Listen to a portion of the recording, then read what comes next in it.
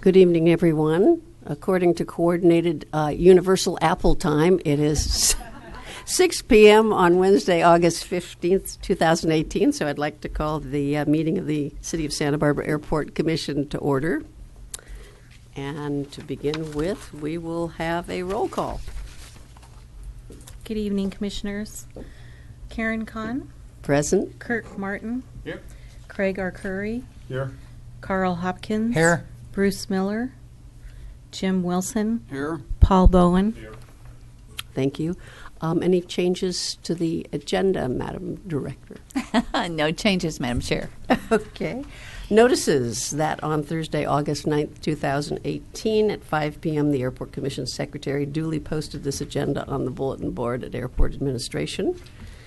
And now we come to item 2, time for public comment. This is the time that any member of the public may address the Commission on any subject within the jurisdiction of the Commission that is not scheduled before them that same day. The total amount of time for the public comments will be 15 minutes, and no individual speaker may speak for more than 2 minutes. Do we have any speaker slips? No speaker slips. No speaker slips. Okay. Liaison reports, and I see our esteemed liaison from the City of Goleta, Michael T. Bennett. If you would like.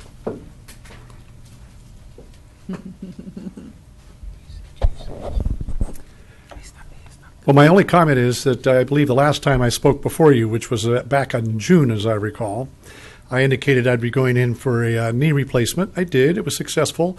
And the proof is I'm here before you this evening. So I'm feeling really good. Welcome. Thank you very much. That's it? That's it. No more exciting news from Goleta? Oh, dear. No, I haven't been to Goleta, actually. All right. Okay. Well, we'll ask. And the City of Santa Barbara liaison, Jason Dominguez, is not present. I did hear from him today that he was busy with other things, but I asked him if there was anything, and he said, no, thank you. He was, maybe we'll see us next. So I'm guessing you're not going to be present for the potato sack race then? Definitely not. No. No. All right, that brings us to the consent calendar. And we have the minutes and the various reports. Do I hear a motion regarding the consent calendar? I move that we waive the reading of the minutes and approve them, as well as the property management report and the lease agreement that's listed as item number 5. Well said. I hear a move and a second. All in favor of waiving the reading of the minutes and approving them, and waiving and approving the property management reports, say aye. Aye. Opposed? Okay, we have waived the consent calendar. Moving on to administrative reports, which begins with item 6, the fiscal year 2018 fourth quarter financial report. Yes, Madam Chair. Tom Bullers, our admin analyst, will do the presentation for you tonight.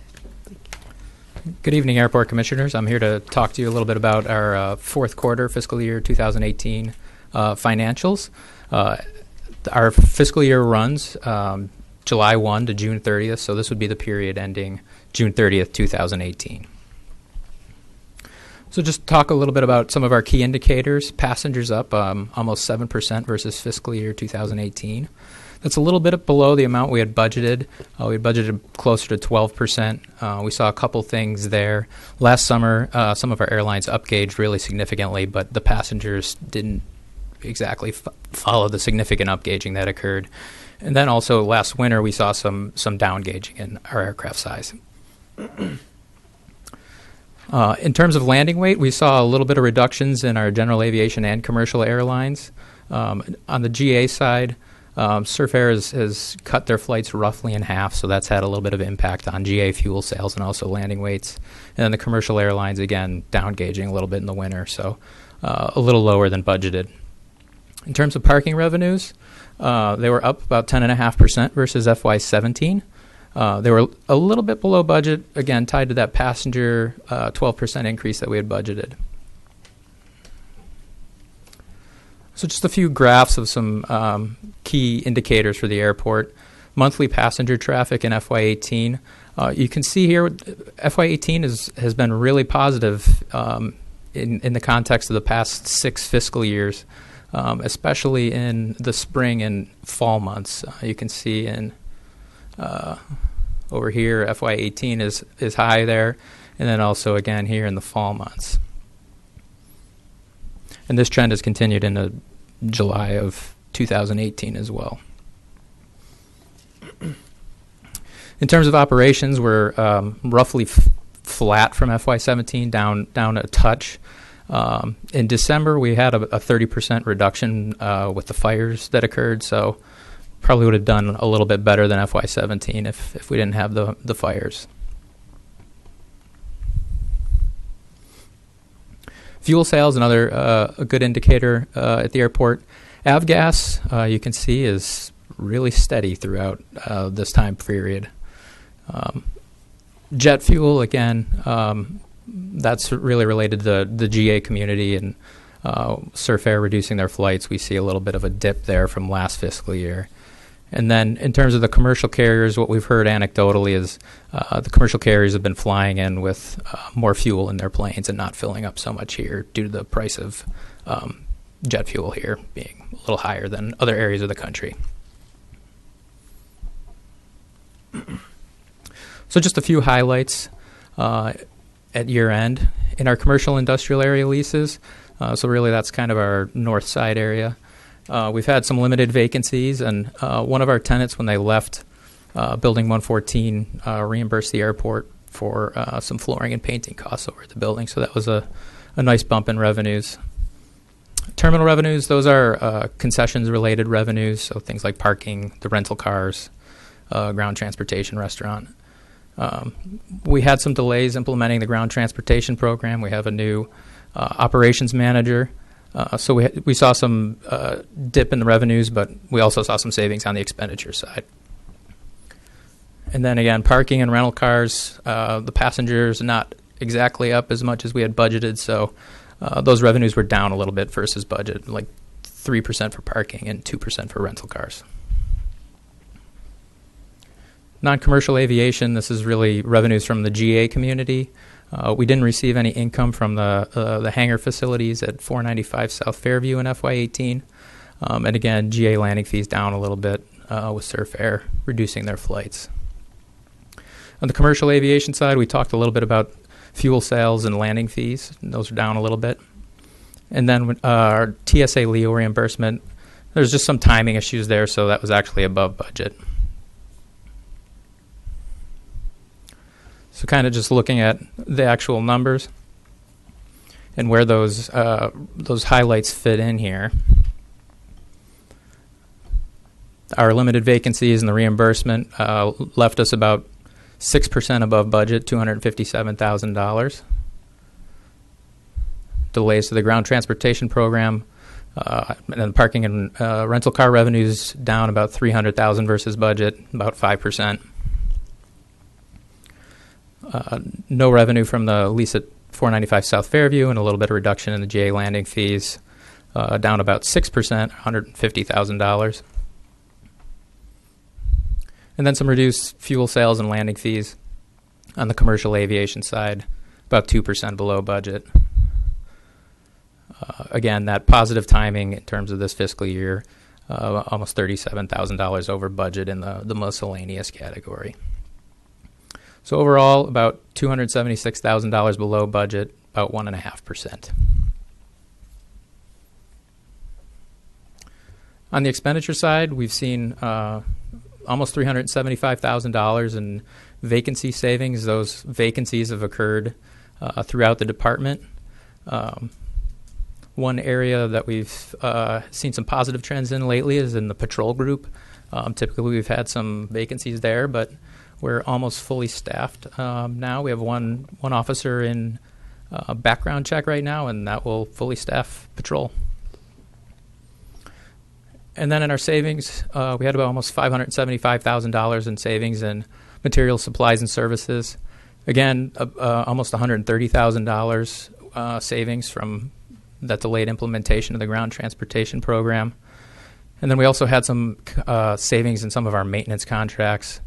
And then contract encumbrance timing, so that's For example, we award a contract near the end of the fiscal year, but we don't have time to spend any money. So we have some savings versus budget for that.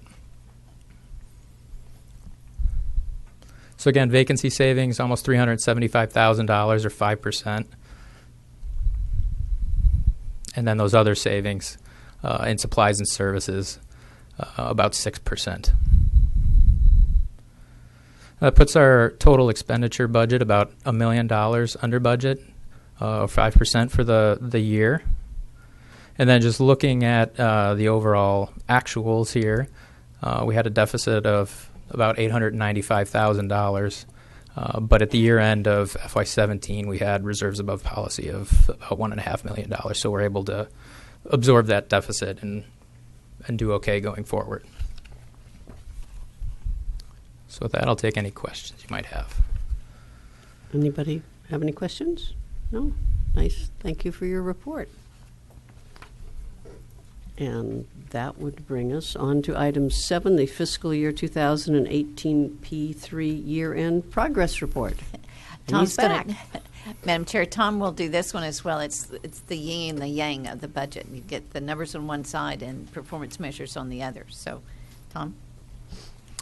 So again, I'm going to talk a little bit about our year-end P3 progress. P3s are the city's performance measure program. That's pretty common across municipalities. P3s let us kind of plan and prioritize our work and look at things in a more long-term way and see how our department can align with the council's goals. One of the benefits is it kind of has a feedback process. So we develop objectives each year, we monitor them quarterly, and then we can use those results to see how we're doing and improve going forward. So just to look at fiscal year 2018, we have 8 airport programs and identified 56 objectives.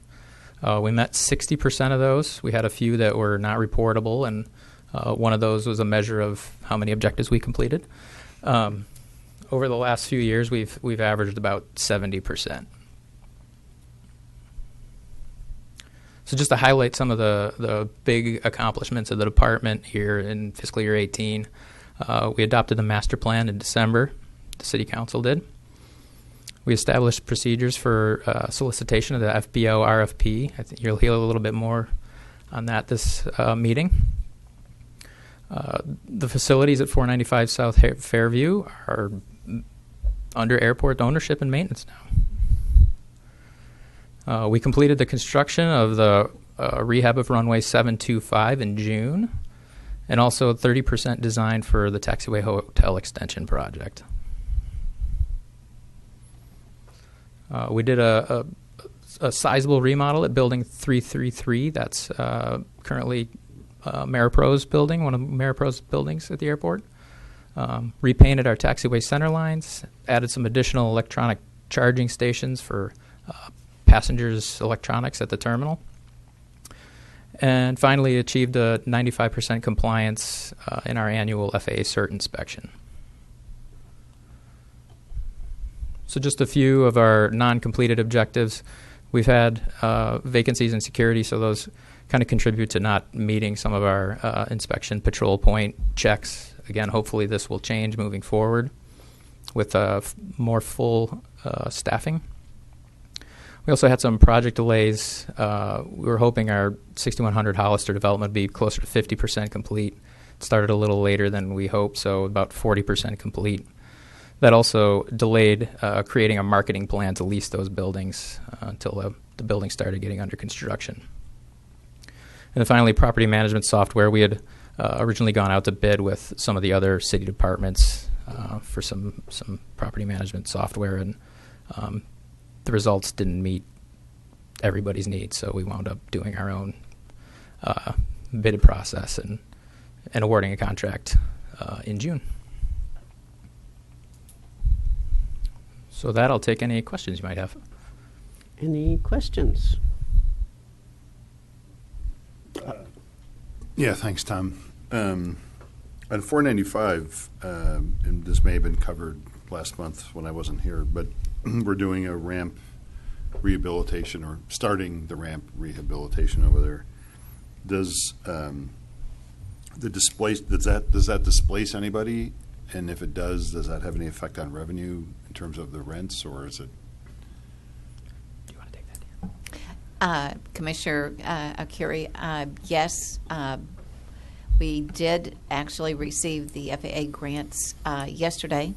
So now we are funded in order to do the ramp reconstruction, which we anticipate starting right after Labor Day, no later than the middle of September. The construction period is 50 days. And when we negotiated the agreements with the FBOs, we inserted a clause that if they were unable to use the facility, then we would do a rent reduction. So there would be some impact on budget because of that. But the reconstruction is going to be like 16 inches deep, so it's not just a resurfacing, it's a full-on reconstruction. So, but the contractor is going to get in, get started, and keep it moving. And then thank you, Hazel. And the receive the grant means the money is in our account. Now we have the money to do it. We we had a got the money. promise of the money, but actually the grant agreements I signed yesterday, and so now we can draw down the funds and get started. And How much was that, out of curiosity? Tom, was it was almost about- $3 million? Yeah. Almost three. We had two grants, actually. One was our entitlement amount that we had set aside for the ramp reconstruction, as well as a new ARF vehicle.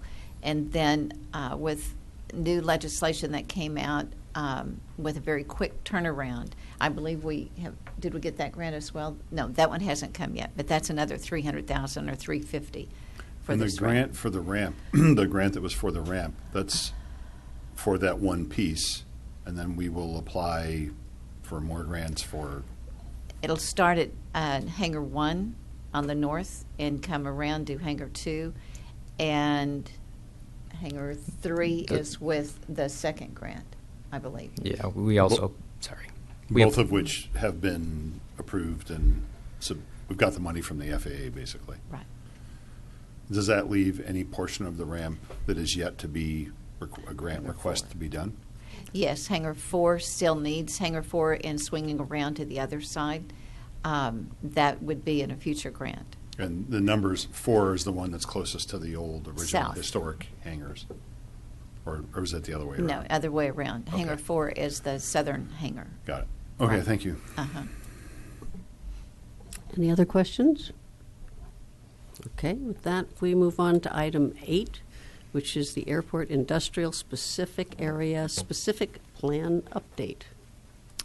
Yes, Commission. Andrew Vermont will do our update, and this plan started, well, Andrew will tell you, a couple of months ago, but we're really eager to have the specific plan updated because it's been more than 20 years and things have changed, and we just need a fresh look for that area.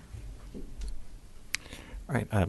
Thank you, Madam Chair, Commission, and Hazel, for that introduction. I think I'll fly through my background a little, thanks to that introduction. But I'll be talking about the Airport Industrial Specific Plan, which was originally adopted in 1998, and this Commission and Council approved initiation of an update to that recently. So we've begun that process through a market and constraints analysis, which I'll share with you. I had hoped to have the constraints analysis mapping done by this meeting, but it's still under process, so I'll just have to describe it to you, and then I'll conclude with the next steps.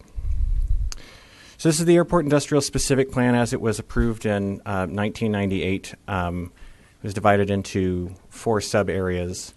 Sub-area 1 was removed from the specific plan, so that just leaves 3 sub-areas numbered 2, 3, and 4 in the specific plan. So we might want to renumber those. But sub-area 1 was removed when the airport master plan was adopted so that especially the fixed base operator spaces could be looked at holistically in the airport master plan. And we'll hear later why that is probably a good idea. So going back, we had a specific plan adopted in 1998. We went through about a decade of failed development proposals for large undeveloped sites on the north side. with the exception of the construction of the rental car facility on David Love Place, we didn't really have a significant implementation of the 1998 plan until in the past 2 years we've seen both direct relief and the airport industrial project at 6100 Hollister, as well as the automobile dealership at 6210 to 6290 Hollister come in just very recently. And so we have one under construction, and the other one is approved but not yet received its building permits. So they're not really constructing yet, but that's coming. So with the airport master plan wrapping up at the end of last year, we started looking at what the next major planning effort would be for the north side. We began with a solicitation. We selected a firm to interview, and then early this year we negotiated a contract. We actually broke that process into 3 parts. So the Phase 1 project was approved in under last year's budget. Phase 2 will start now that we're in the new fiscal year. But at the moment, we're still wrapping up that first phase. So we'll get into the market analysis. The market indicators are pretty straightforward. There's both what kind of work are people doing and where are they doing this work. So we'll start with the unemployment rate. I think that sort of shows the picture. We are at a relative low in the past almost 30 years of unemployment. That trends very closely with the state and the nation. You'll notice actually that Santa Barbara trends quite closely with the nation. That's just because we're less susceptible to drop-offs of construction because there's less construction in Santa Barbara. So our major employers and our growing employers are divided up by the Employment Development Department of the state and the UCSB Economic Forecast, which I used here. With our major employer, about a fifth of people in the county are employed in professional and business services. But our fastest growing, maybe unsurprising to some, is in information technologies with about a 10% growth in the past 12 months. But I think an important thing to note is that the goods producing segment of our employment is the second largest and the second fastest growing. So there's a segment there that's both got a substantial amount of employment and economic activity, but is also growing rapidly. And then looking at the other side, where there are gaps, because we're talking about land use, so if there's vacant land, we wouldn't want to add more of that.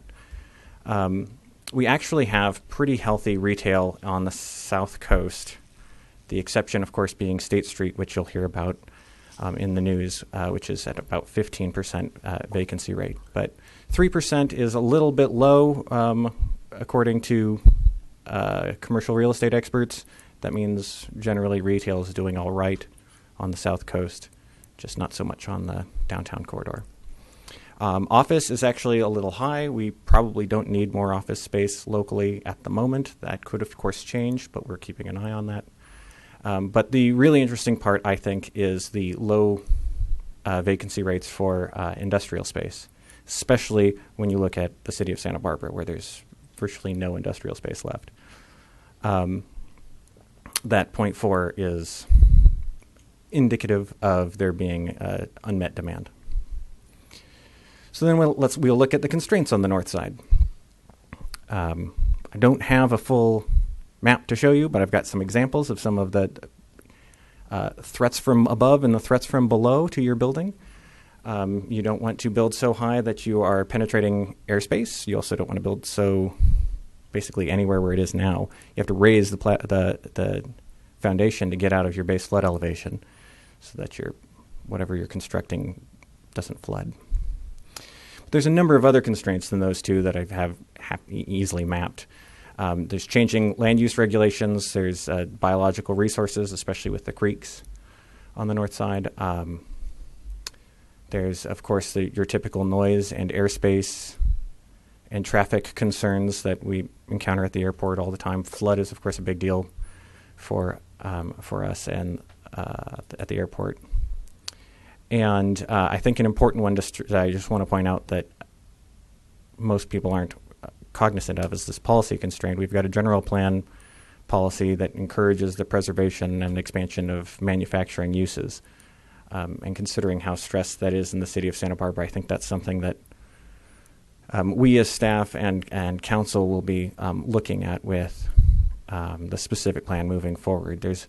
Of all of the zoned land in the city of Santa Barbara, 1% is zoned for industrial and manufacturing uses. So we've got quite a lot of housing, we've got quite a lot of office, we've got some parks, and you might even notice 3% of the zoned land is the Goleta Slough. But we have a third of that for our industrial uses. That's pretty low. Actually, also, you'll see up there, it's kind of hard to read, but institutional uses is 9%. The airport is about 4.5%. So it's about half of that wedge of the pie is just the airfield. So we'll move on to what our next steps are. We're going to wrap up our phase 1 market analysis. That includes having some stakeholder group meetings with business community, our neighbors, other local government entities. I hope to do that at the end of the month. And to complete the constraints analysis, which would produce an opportunity sites map where we would see areas that could be developed or redeveloped and to what extent they could be developed or redeveloped. That'll inform the second phase, which is the rewriting of the specific plan.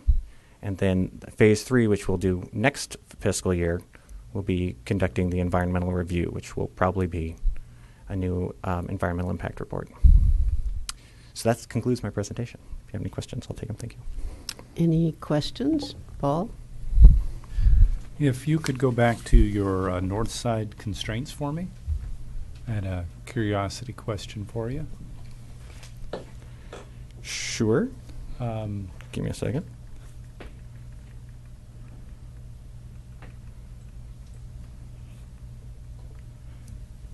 Here we are.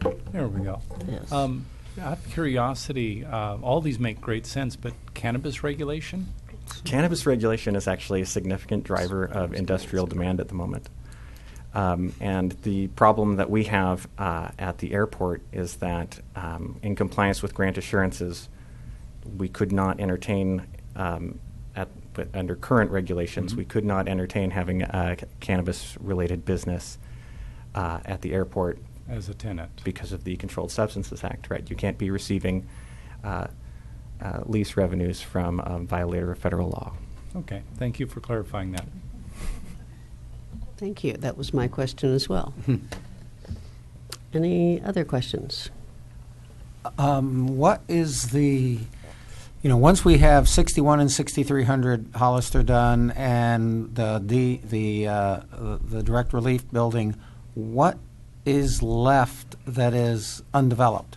What are we talking about in percentages or areas?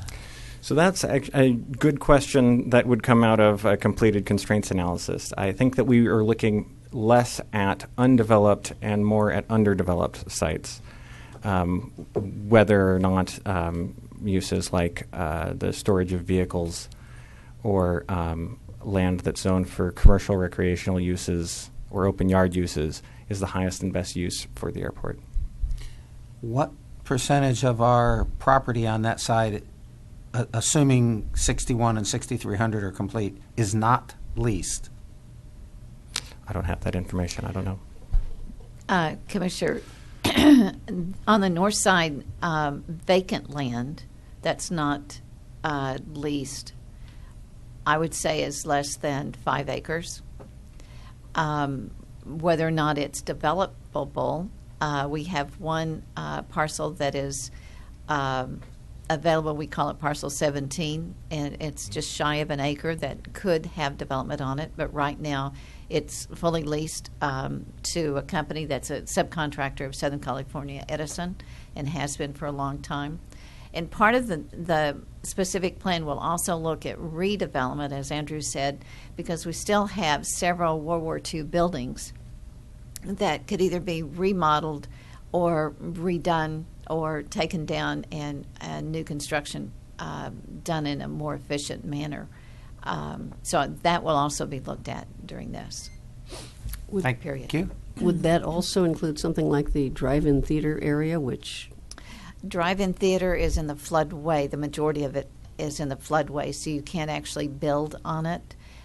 We have storage of vehicles, and there have been times over the years where we did have rain, and we have Floating had to vehicles. relocate the vehicles. But in dry times, you can park cars there, but you just can't build a facility. unless you elevate it? Nope. In a floodway, you can't even do that.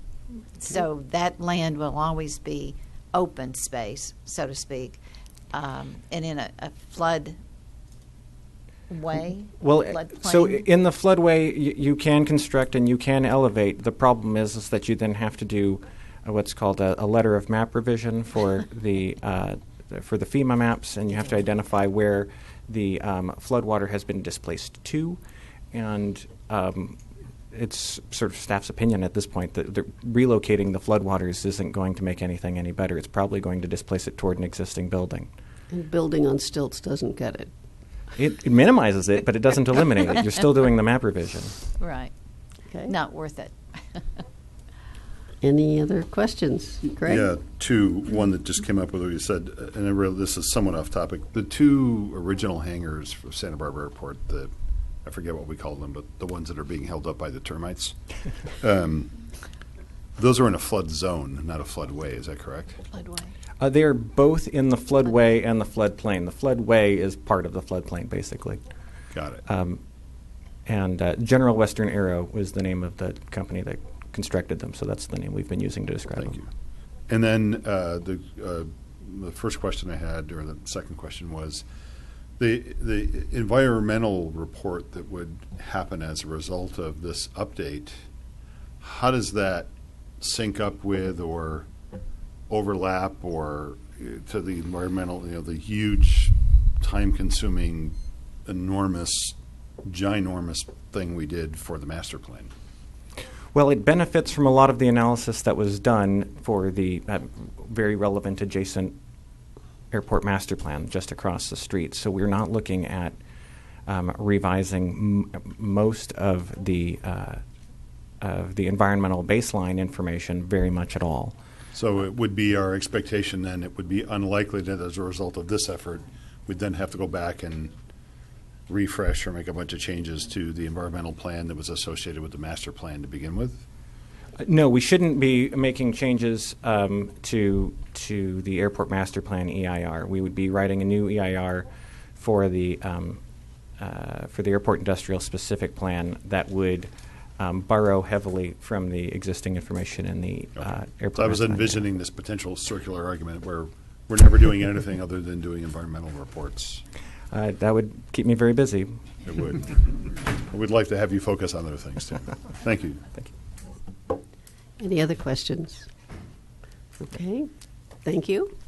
And that brings us to item 9, the overview of the Leigh Fisher Phase. Lee Fisher? Yes. I'm having, I'll ask Deanna to do an introduction. Alrighty, good evening, Commissioners.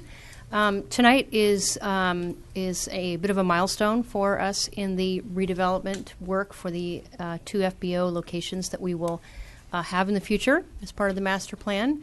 It's one milestone, but there are many, many more milestones to come. We're still early in this work, but we'd like to tonight allow our consultants from Leigh Fisher, Justin and Justin. Justin That was a Ritter. requirement to work Yes, on the project. Justin Yeah, squared, as we say, to talk a little bit about their work in phase 1 of this project, which was a market analysis and baseline benchmarking work. So without further ado, I'll allow Justin and Justin to take the stage. Thank you. Deanna, thank you so much. Commission, Madam Chair, thank you so much for having us back again. Again, I'm Justin Ritter, project manager on this project with Leigh Fisher, And then our sub-consultant, Justin Powell, with Justin Powell and Associates, brings our GA marketing expertise to the project as well. And so he'll outline for you a little bit of the benchmarking analysis that's been done to date, and I'll outline a little bit of some of the other baseline analysis that's been done to date, as well as outline for you what do we plan to do in Phase 2 and how do we plan through stepping through the rest of the program. So quickly, last time we were here, we kind of outlined for you who we were, probably a lot of that, and so I won't bore you with that again today. But again, we really are happy to be here again, and we're with Lee Fisher again. Lee Fisher's been in the business for a little over 70 years. I haven't been doing it for 70 years, obviously, but we've been in the business, and our deep really realm on this is in aviation. So we have a deep bench on aviation. We do infrastructure planning on all types of infrastructure, but aviation is really what we love to do. So kind of, you saw this in the last presentation, so this is kind of a reminder of what the FBO redevelopment program looks like again. And as Deanna mentioned, really we're towards the end of this milestone, which is the Phase 1, which really all we did was kind of do a situation analysis. What does the situation at Santa Barbara look like today from an activity standpoint, really focused on the GA side? And then kind of comparing that activity from GA side to what other airports in the region or other similarly operated airports look like and what they're doing in their sense. So that's the end of the Phase 1, and what I'll do is kind of outline some of those results for you here in a second, and then we'll step into Phase 2, and I'll kind of outline what Phase 2 looks like as well.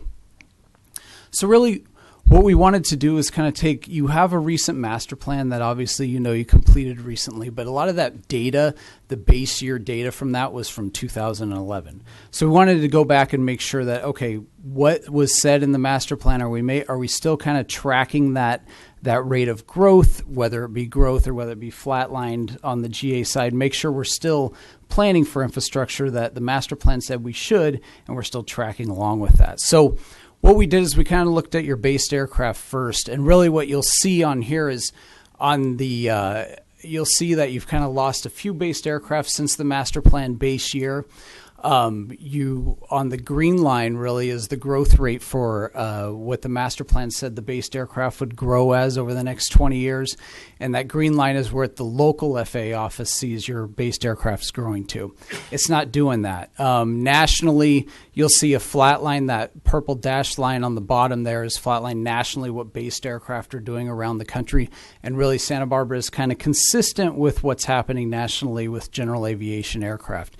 And I'll get into a little bit more of that in the future slides, but really we haven't seen the growth here yet. It hasn't come back from the recession as expected in 2011, but the FAA sees some growth in the future, but nationally right now it's not seeing a lot, and it's seeing it only in certain segments, and I'll touch on that here in a second.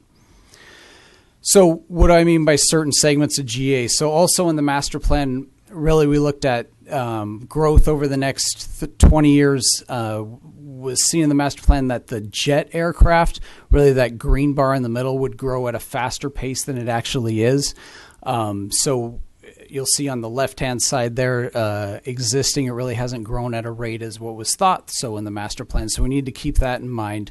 Really, it is consistent, though, with what's happening nationally. So it's not necessarily a local issue. It's more of a nationally general aviation. That's kind of how the growth is happening, is not necessarily as much on the jet side. And again, it's just kind of a recovery from the recession on the general aviation side. Isn't seen as robust as it has been in the past. And also you'll notice a lot of your general aviation population is also aging quite a bit. And so the FAA is doing some creative things to try to get over that hump, and I could get to that in a little bit as well. Excuse me. So you'll see on your operations, so historically on the left-hand side, that bar is where you were from general aviation operations back in 2011. On your second set of bars there, that left-hand side is 2017, what the master plan envisioned you being at by 2017. Actually, you're a little bit below that. Again, consistent with what's happening nationally in general aviation, not outlandish, but it is. We do need to make sure our infrastructure planning on the GA side is consistent with what's happening, though, here locally and what's happening GA around the nation. So what we did is we kind of took what we saw is actually happening here at Santa Barbara as far as general aviation traffic is concerned, and we kind of dived into, okay, dove into what the infrastructure needs to be to respond to that. And so you'll notice on the bottom there's a table that outlines over the next 20 years how much itinerant apron space, so apron space for aircraft not based here at the airport, how much based aircraft apron space, so apron space needed for aircraft that are based here on the airport, and total hangar space required based on the type of activity happening at Santa Barbara. So you'll notice kind of the one that sticks out is the hangar space required. So based on the activity really occurring here, we really do lack hangar space here at Santa Barbara to accommodate some of that activity. May or may not be constraining some of the GA activity on the airport, but something that we want to plan for when we're looking at planning a new general aviation campus on the north side, to not only make sure we have adequate hangar space, but hangar space that responds to the market. And what I mean by that is if we see a growth market in jet aircraft, then we need to have hangar space that accommodates that. If we see growth in the sport pilot category, which with the FAA is really trying to push in order to lower the barrier to entry for general aviation pilots, if we see growth in that market, we want to make sure we have hangar space that responds to that, so that we have adequate hangar space, but also it's filled with people because it's responding to the market of available GA pilots. So with that, I'm going to hand it over to Mr. Palin. He's going to talk about what other surrounding airports are seeing as far as activity and general aviation from the general aviation standpoint. Yeah, so as part of this study, we kicked it off with some benchmarking and sort of comparative analysis, looking at the regional general aviation market. There's a lot of publicly available data out there on aviation activity, and additionally, we directly surveyed and interviewed staff at the airports listed there, which we felt gave us a nice sort of spread of different types of airport that are more or less within the region.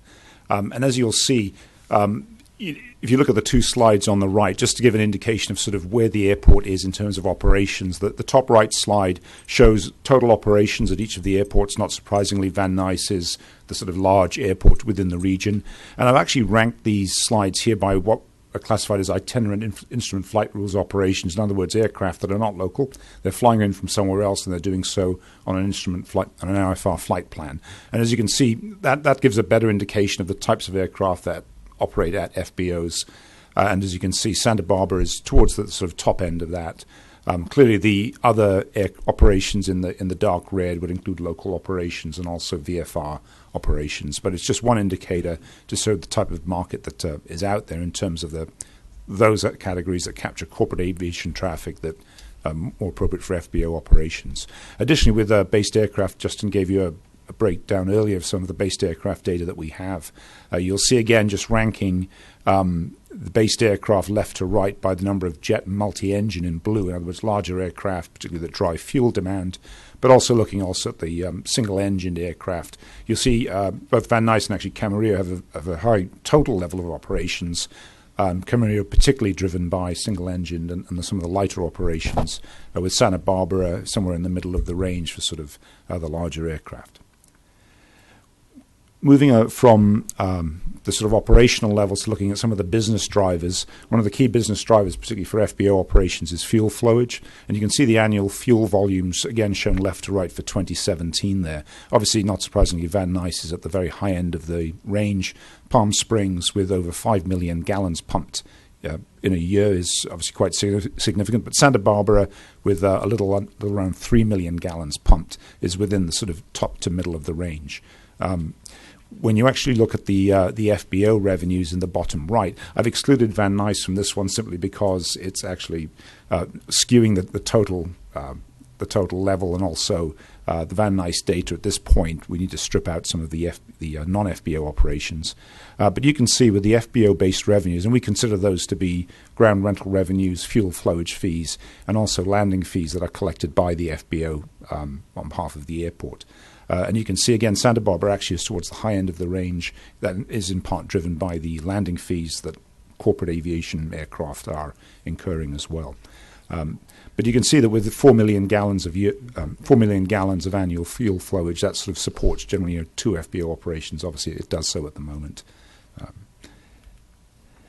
Going on to some of the other comparative business drivers that we looked at, we did look at the ground rental rates that are levied on FBO businesses at some of the other airports. And you can see the range there. It's a fairly wide range, and you can consider ground rental rates in terms of being improved, where there is obviously ramp, roadway, building space, and unimproved, which we generally treat as flat dirt with utilities provided to the property line. While there is quite a substantial range, if you look at the blue bars which show unimproved, you can see Camarillo is towards the high end of the range and Palm Springs at the low end of the range at the moment. And additionally, the improved rates, as you can see, are, follow a similar trend from left to right. This also gives us a useful indication at this early stage of the process as to what the rates could be for an unimproved ground rental rate that fits within the general range here of about 35 cents a square foot. And then for improved, obviously somewhat higher at 60 cents. And then fuel flowage, which ranges between 5 cents and 14 cents at the various airports, could be in the sort of 10 cent per gallon range. But that's just a very initial cut of the fuel and lease data. Excuse me, what is our fuel flowage rate? It is, I believe, 5 and 9. So 5 for 100 low lead and 9 for Jet A.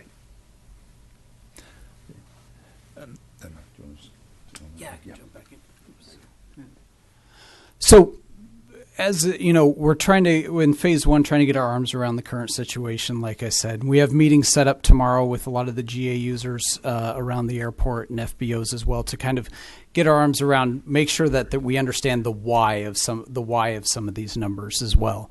So we're going to get once we get that, then we're going to kind of step into phase two. And in phase two, what it is it's a really deliberate process. It's a deliberate step-by-step process that really builds to the solicitation plan at the end, the RFP at the end.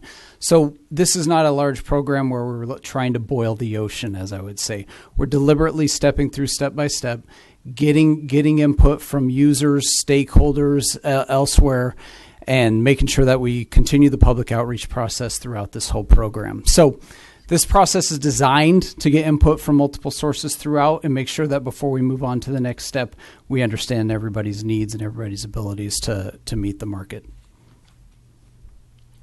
So the first step will be the development plan, really on the future side of the two new FBOs that you guys have identified in the master plan. You guys have a master plan. You've identified those sites.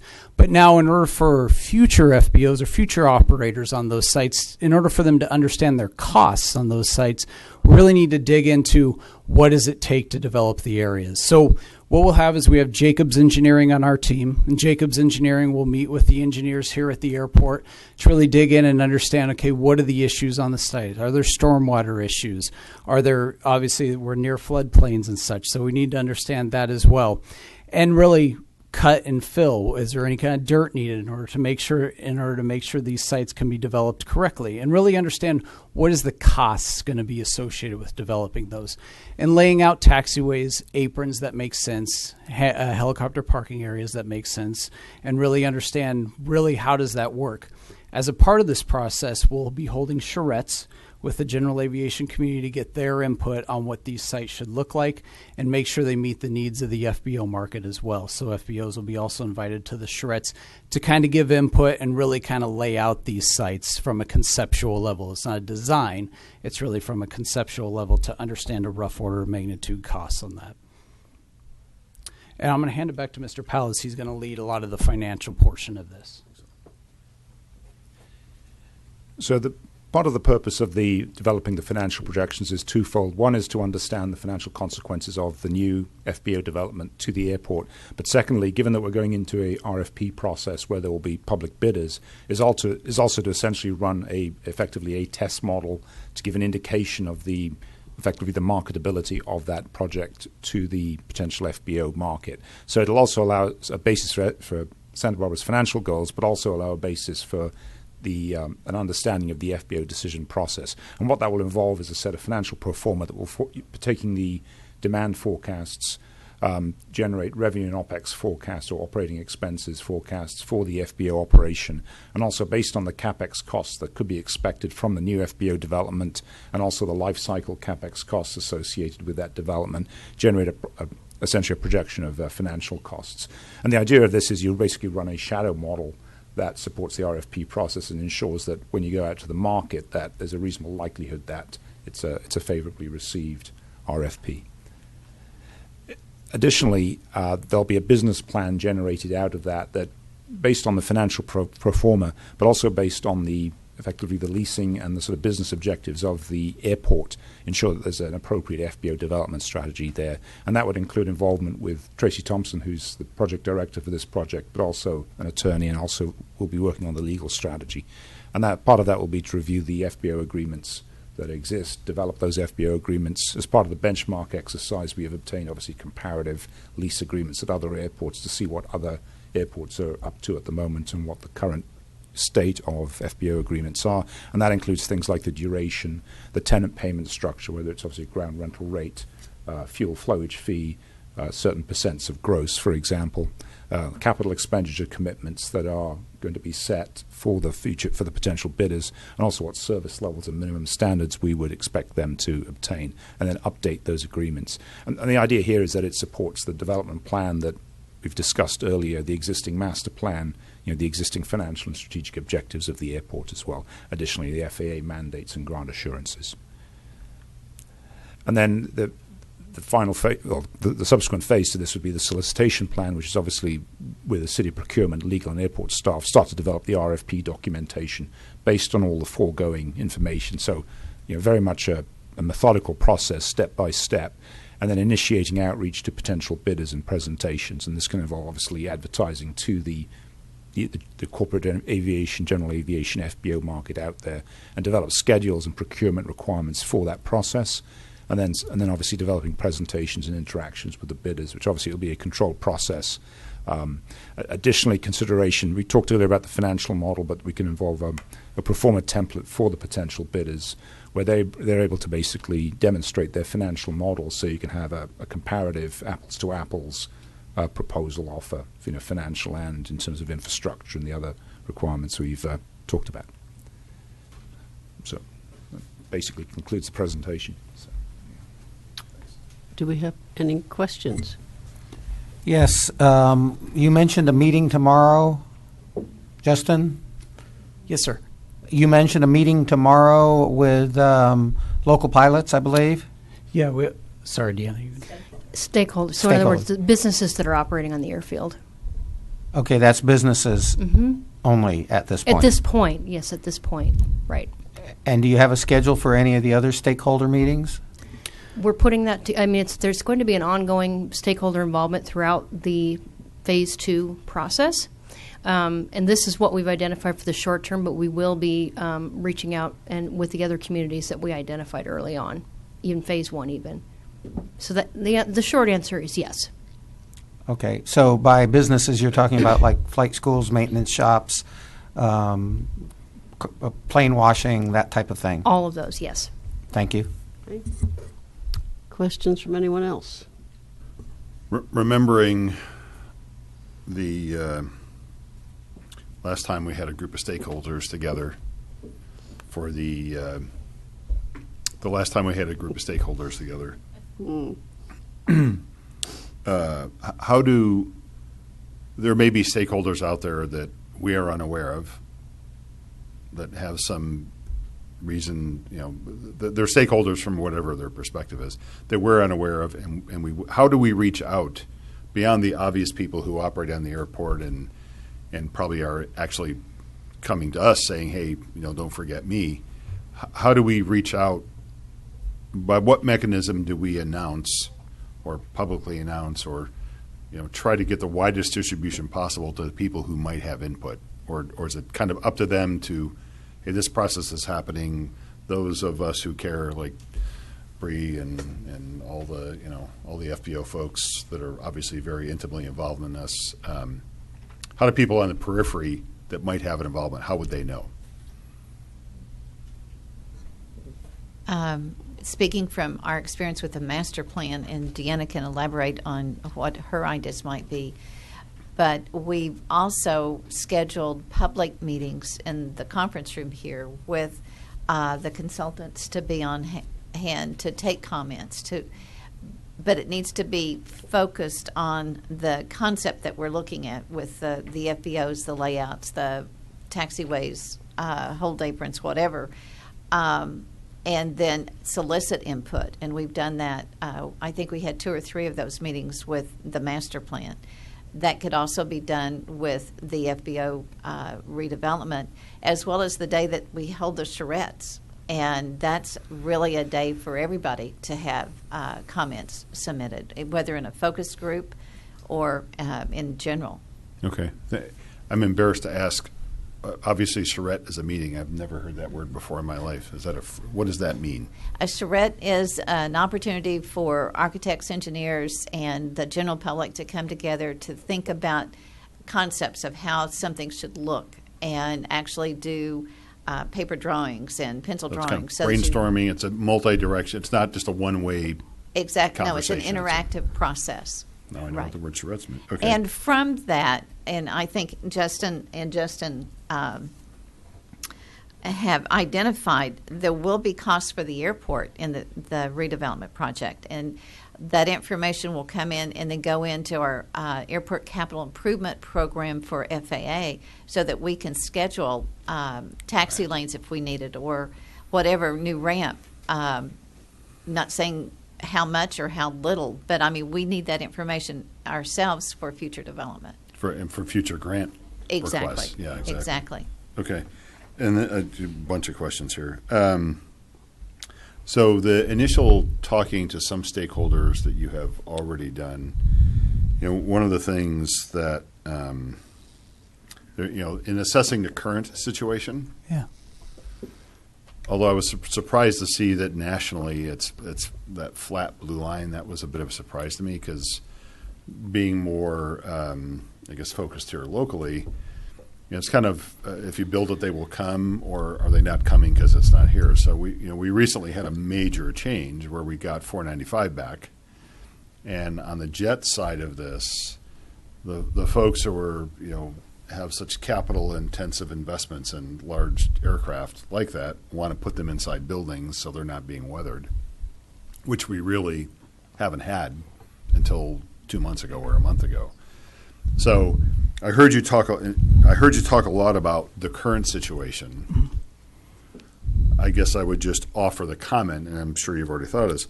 The current situation, I think, is heavily impacted by what the available facilities were, Exactly. as opposed to, well, gee, why would we need more hangar space? Because we don't really have people here in hangars because we don't have hangars to put them in. So I guess the question is, are you considering that as well? Absolutely, and that's a part of the benchmark analysis as well as understanding what we have data on what's happening in the surrounding region as well at other airports. So there'll be another benchmarking analysis in the next phase as well as a portion of this to kind of maybe dig into a little more as what is the market, what is the universe of users that we aren't capturing or can capture, and you kind of see in the facility requirements, even with the users you have now, probably light on hangar space here. Right. But we need to understand what that, to your point, and we will absolutely take that as a comment, we need to understand that. We need to understand the universe of users as well. Okay, thank you. And then, as everybody knows, it's an aviation. So GA is a very broad, very, very broad category. And it's nice to see you have split out the data. And I think the way you was it split out by avgas and jet fuel or by single engine piston? How did you? Are you looking at the fuel volumes or? Not the fuel volumes, but for instance, so that was IFR, VFR. The last one here, the based aircraft. Sorry. Right. So it is pure jet, multi-engine. Yeah, we just broke it up into just essentially the larger two types of aircraft. So obviously the multi-engine could include multi-engine pistons by the FAA definition, but obviously the interest in doing that was to get the sort of essentially the larger consumers of fuel and hangar space identified out, because clearly you can get misleading data if you just lump them into one. Right. Okay, thank you. And then you mentioned the FAA's efforts with the Sport Pilot program to stop the decline or reverse the decline of the GA population, which just without any analysis of data, but just listening to the kind of aviation news, doesn't appear to be having all that big of a positive effect. Is your experience at other airports that you folks are involved with, is that would you concur that it's not having much of an effect, or would you say that it's having some effect? The FAA is seeing some impact elsewhere as well. They are, your large percentage of forecasted growth is seen on that very low end now, the sport pilot category and that jet category, for two reasons. One, the jet category, there's where your money is. The very low end, the sport pilot category, we've lowered the FAA has lowered the barriers to entry for people to be able to affordably fly again. So yes, but not the significant growth from the sport pilot to necessarily replace your general aviation pilots that you traditionally Cessna 172s that you see that pilots may have started in the Vietnam era, if that makes sense. It does indeed. I think there's at least 4 of us here that are aging GA pilots. I mean, that's speaking for you folks. You're already there, right? Yeah. Been there, done that, passed. That was all I had. Thank you very much, Justin and Justin. I have one question, and that is, and it may already be taken into account, the amount of hangar space we don't utilize, because obviously we don't have it, as far as probably the FBOs saying, if I had this much space, I could be putting transient airplanes in it, or the larger airplanes that don't fit in anything we've got.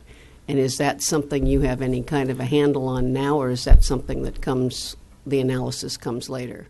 Exactly, and Justin, jump in if you need to. But I think those are some of the answers we're going to get from the FBOs during our stakeholder outreach, and hopefully out of some of the meetings tomorrow as well. Is what is, back to your point, what is that universe that you think you're not capturing? We have the macro data, right? We understanding whether the airports are doing, but we need to understand from the business's standpoint what they believe they're not capturing as well from not having adequate hangar space. If that does that answer your question? Yeah, but has there been any move to go back in history, or maybe this is something that should have started a year or so ago and said over the next year we'd really like you to be surveying the people who come to you to, would you be utilizing a hangar if we had it? And I don't know if that's an airport issue or that's an FBO responsibility, or how that might be. Or does what they build on their particular leasehold depend purely on what they think is going to happen versus what the airport would like to have provided? Yeah, I think one other side to that issue is there clearly is a forecast sitting out there. It may not have been done yet of based aircraft and hangar demand. And I think one other way to look at this, of course, is that the bidding FBOs to some extent would tell you that. I mean, there's kind of 2 steps, I suppose. One is, as part of the RFP process, you can frame a minimum requirement of development, or say, based on what we know now, we know this is the existing based aircraft fleet, and that a bidding FBO needs to provide at least this amount of space or this amount of space plus additional. You could also let the bidding FBOs make a decision as to how much they think from their market perspective, because they're in the market, they're already operating, and they may say, well, if I were to come in, I would want to build this amount of hangar space because I believe I can capture it. So there's kind of like, if you like, an initial phase of development that would be the answer to the question you are posing, and part of that is coming from the existing data that we know, but also input from the industry. But then the other thing I think I wouldn't say it's the get-out clause, but it's the simple fact that you normally let bidders phase development. So in other words, if it turns out that actually there is substantially higher demand, then that FBO that comes in will then do additional phase development. So you can also phase it to basically allow people to build what they think will meet an initial phase, an initial jump of demand, and then have the flexibility to expand from there. If the demand doesn't materialize, then they may not add that hangar, or they may delay the hangar later on, and that the mechanism permits them to have that flexibility. Right. The other issue I was also considering was not just based aircraft. Obviously, there's the potentially to be based, but there's also the transient. Do we lose a lot of transient traffic which would like to come here, but I don't particularly want to go someplace next to the ocean where my airplane gets to sit and corrode, so that I would be in? Would we pick up more transient business if the space was available for them? And I think that's also something that'll come from the outreach with the FBOs as well, because they're getting the phone calls, right, from the people like, "Hey, I'd love to come there tonight. Do you have hangar space for me?" If the answer is no, and they're going somewhere else, we hope to get that information from the outreach as well. And I'll take that as a comment to make sure we do capture that. Okay. I'm just looking over my notes. One last one, really, this time. The recent reduction of the runway length in Santa Monica, so that displaced a number of business jets that had to go someplace. That's a fairly rare event. Has that event caused any change of the analysis or any change? So part of what you're going to be doing is predicting what's going to happen. Has that had any impact, or do you expect it to have any impact? Well, I wouldn't say material, but I think it's something we will keep looking at, and that is a good point. I mean, clearly there's a geographical distance issue, and whether that the take-up is absorbed by other facilities closer into the Santa Monica region. But as we all know, people often look for places to base corporate jets that are some way from the markets they're necessarily serving if they can get the space and it's at a good rate. So no, that's definitely worth considering. But clearly, there's the whole sort of LA basin that will absorb that to some extent as well. But that's noted. Thanks. Thanks. Any other questions? Paul? First off, Justin and Justin, thanks for a good presentation. My concern is to get this information out to other potential stakeholders who we don't even realize. So it's more a question to staff. Is this results of this going to be publicized, put on the website, or made generally available? It certainly can be. And we, as we did with the master plan, have a link and then have the reports go through that link. Another part of this process will be updates to Airport Commission, but also updates to City Council so that they're following this, because it is a big redevelopment on the airport, and keeping Council updated as well. So, yes, I think we can do that easily. We're redoing the website and can add this as one of those little links you just click on and go to, because it is good information. Okay, thank you. I think that'd be very good. I have a question on this slide that's up. What goes into the FBO revenues that are shown at the bottom there? Is that fuel flowage? Yes, it's principally the rental revenues that the FBO pays to the airport, the fuel flowage, as you've identified. And in cases of some airports, it depends on their approach to landing fee revenues that the FBO collects on behalf of the it seems airport. like our fuel flowage is low and the number of aircraft based at Santa Barbara was low, yet the FBO revenues are quite high. Yeah, that's correct. It's, it's still. I suppose one point is on the revenue side, we've left Van Nuys off because it's such an out. We wanted to show the fuel volumes to give the relative, understanding of the size, but you can still see that Santa Barbara is towards the high end of the fuel volumes elsewhere, and therefore the revenues. So it's got a reasonably, what it's saying, it's a reasonably solid level of activity within the region. It's not sort of underperforming in that regard. Would this suggest that using Santa Barbara as a location is an expensive place and might be driving revenue down or driving business down? Well, not really.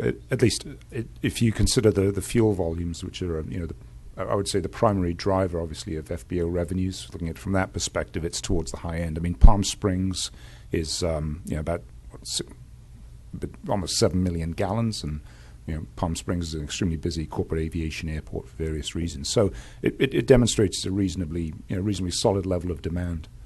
I think we also show the ground rental rates as well. It shows that it's within the range of the other airports in terms of the lease rates paid by FBOs. And then I think the fuel flowage fees are within the range that other airports show. So a lot of it is being driven. If you take the fuel volume, that's I think an indicator of just say a fairly solid level of demand. Thank you. I'd like to follow up on that with that example you used, and thank you for pointing that out, Jim. Looking at that chart, it appears to me that the volume of Palm Springs is roughly double that of Santa Barbara, and yet the revenue of Santa Barbara is probably on the order of at least 20% higher than Palm Springs. That would seem to support Jim's comments there. Can I just make one comment here on fuel costs in Santa Barbara? there have been documentaries done by John Palminteri, as an example.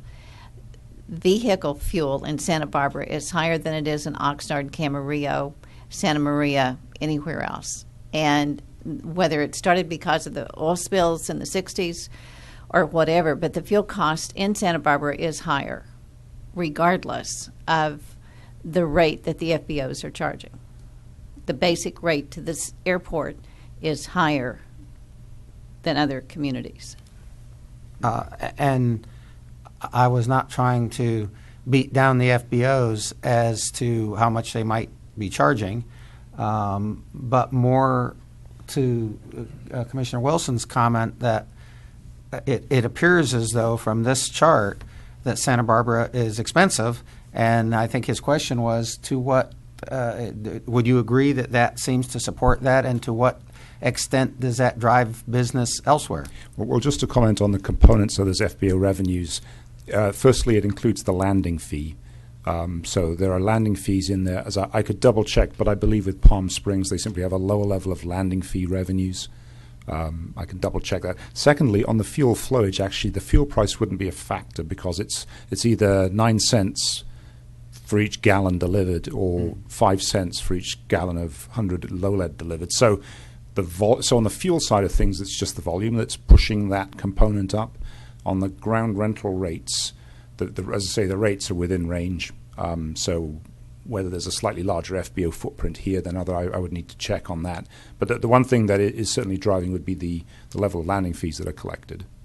But by landing fees, you're not talking about the airport landing fees, because, I mean, they collect it, but they only keep a small percentage of it, I believe. Do they not?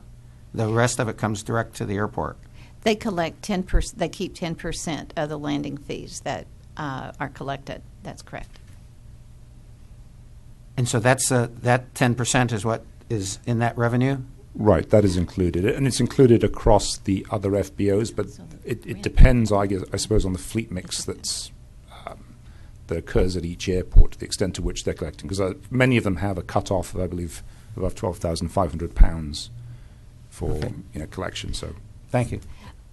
But just for clarification, Justin, the rent that the FBOs pay the airport, the fuel flowage fee that they pay, the landing fee percentage that they pay, that's correct. That's all included in the just shy of $1.8 million.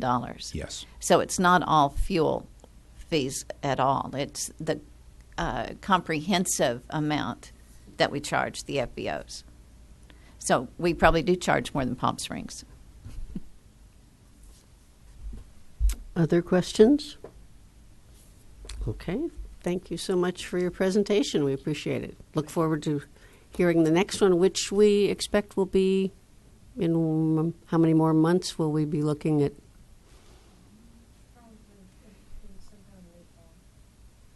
Okay. All right, great. Yeah. Thank you both. Thank you. And that brings us to item 10, the Air Service Development Program.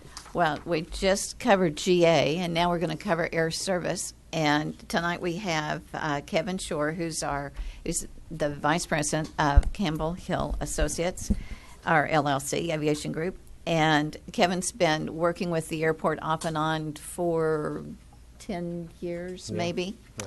So he's assisted us in meetings with airlines and in generating new service here. So tonight he's giving you an update and also what our goals are for the next year. Good evening. Thank you very much for having me. Appreciate it. So Hazel asked me to talk a bit about how airlines make decisions. So we're going to talk a bit about the airline decision process when it comes to new routes. We're going to hopefully talk about how I can advance the slides. There we go. Talk about what we show the airlines when we're pursuing new air service, and then we'll talk a bit about what are some of our top air service targets as well. The decision process in terms of how do airlines decide where they're going to fly, it's a very, very complicated decision. As we could see, they might use a dartboard, the magic 8-ball. They sometimes ask Siri where they should fly, a Ouija board. And a lot of times airlines just copy each other. And there's no question that there are some times that I truly think some of these methods, one or more, are being used when airlines make announcements. We definitely know that number 5, copycat, definitely becomes part of their business plan sometimes. And there are times when my colleagues and I look at each other and wonder which of these methods they're using. But in all seriousness, we actually do know that the decision-making process to start a new route is actually very complicated. It typically starts with the fleet plan, but is influenced by all the other factors that you see here. So fleet plan being how many aircraft do we have in the fleet, how many deliveries are we getting, do we have the aircraft in the fleet to serve the market that we're talking about. The economic outlook is very important. Do we think that the economy is going to grow? Is it going to grow nationally, regionally? And that will impact where an airline is going to put its capacity. A strategic plan, where is the airline looking to grow? And analogously or conversely, were they looking to shrink their service? So we know, for example, United has said that it's looking to grow its mid-continent hubs in Houston, Chicago, and Denver. So that means they're going to be focusing less on growth at their hubs in the coasts. Market analysis. Every airline will do a very deep dive into the data to do a market and route level analysis and do a forecast to see if they serve a route, will it be profitable? Will it be profitable with a 50-seat RJ, a 75-seat RJ, and at what price levels as well? They will take into account competition. What are the other airlines doing in the market? Are other airlines serving the route that we're looking at? And if we announce the route that we're talking about, will someone respond? And then how does all of that affect pricing in the market as well? They'll also take into account the alliances. I'm sure you've all heard the terms Star, One World, and SkyTeam. So how do the presence of the alliances impact their ability to serve a route, and what synergies are available if they start a new route? There is always regulatory concerns. Do we need slots at either airport to fly this route? We need to look at international bilateral agreements. Do we have the rights to serve this country or this city? And then finally, from an operational perspective, is there gate space? There are a lot of airlines that we talk to nowadays, especially in terms of new service to airports like LAX, where they say they would love to fly the route, they just literally don't have the gate space to do it. So it's all of these things that have to be taken into account when we're looking at new routes. And then again, we have other influences like history. What's the airline's history in the market? Has it been a good history, or for some reason do people in the airline have a negative view of that market? Politics will definitely come into play when we're talking about service to certain markets. Is there pressure, support at the state or congressional level to start a new route? It was very interesting. A little while ago, American announced 3 new routes to Washington National Airport. They were all to state capitals. So again, you know, when you take a step back, you see that there were obvious political implications in that announcement. Pilots are always a big issue when we're looking at certain routes. There are a lot of times when certain rest rules or work rules make it prohibitively difficult or expensive for an airline to serve a new route. And then, of course, there's always input from the CEO and board of directors level. And in some airlines, they do have the ultimate approval say. And we don't hear this as much anymore, but there have been instances in the past where an airline has started a new route because the CEO or someone on the board of directors called someone in network planning and said, my son is going to college in Boston, can you start new service? Or one trip had his vacation home in Nassau in the Bahamas, so that's why there was a 747 flying from JFK to Nassau, because the market definitely didn't need it. So these are all the things that go into the decision whether or not we should start a new route at an airline. When developing the fleet plan, it really is a big undertaking to decide what kind of aircraft are we going to purchase and what is our fleet plan going to look like over the next few years. Because as you know, this is not just a complex decision, but it's a complex decision impacting billions upon billions of dollars at some of the larger airlines. So it starts at the lower level with division leaders, with department heads, support staff, third-party consultants, investment bankers that do a detailed cost analysis of all the different fleet options. But one of the key things they're looking at is if we acquire new aircraft, does that aircraft give us the range that we need to fly certain routes? Does this aircraft help us serve market sizes that we couldn't serve before because markets are too big for the aircraft we have? Or are the markets small and we want smaller aircraft that have the economics to make it work? And then also the cargo capacity as well. And then senior leadership, the president, the CEO, will help develop a detailed multi-year plan, and they'll look at things like, do we want aircraft for growth, or do we want aircraft to replace current aircraft? And there are a lot of times we talk to an airline will say, well, we have hundreds of aircraft on order, but they're all for replacement, so we really can't grow the airline. And then eventually this will come to the CEO, the chairman, and the board of directors, who will sign off on the fleet plan. But once the fleet plan is done, then the network planners can go to work. And the network planners are really the foundation of all the decisions that are made in terms of where's an airline going to fly. And these are a lot of the people that we talk to sometimes on a daily basis about service here at Santa Barbara. So these are the people that are looking at the most routine route decisions. They're looking at what kind of aircraft are we going to fly on a certain route. Is it going to be a 50-seater, 75-seater? Is it going to be a mainline aircraft like an A320 or a 737? These are also the people who are scheduling the flights. So sometimes they'll schedule a flight at 5:15 in the morning. We'll call them and say, that's a little too early for our community. Can you move that later? And then the route planner will say, well, no, if I do that, it doesn't make all the connections in Denver. So those are all the kind of things that we're talking to the network planners about. And they're making a lot of the decisions whether or not to add a new spoke to a hub, for example. The senior leadership, president and CEO, will get involved in network planning decisions as well, but from a higher level, they'll get involved if there's a lot of, if there are significant new markets that they're adding or a lot of markets at one time, if it's international expansion. But they'll also get involved when they're talking about closing an airport or significantly reducing service as well. And then depending on the decisions involved, then the CEO, the chairman, and the board of directors might get involved as well. But believe it or not, they really don't get involved in the day-to-day route planning decisions. So there are a lot of times when people will say, well, let's just call the CEO and get them involved and see if they can impact this route decision. And what they're typically going to do is then send an email or call down to someone in network planning and say, can you please take care of this? And again, this is different for every airline. What United does is different than Delta, American, Southwest, Spirit, and Frontier. They all have different levels of involvement at all levels of the airline in the decision-making process. So for air service development, we want to talk to as many airlines we can about adding new service here at Santa Barbara. Well, the unfortunate reality is that since deregulation in 1978, there are many fewer airlines that we can talk to about service. So back in 1978, we had 17 legacy carriers, if you will. We jump forward to 1990, that's down to 10. To 2000, that's down to 8. And from those 17 carriers, we now have 3 carriers in Delta, United, and American that we can talk to for nonstop service. Those 3 carriers together control about 60% of the domestic U.S. capacity.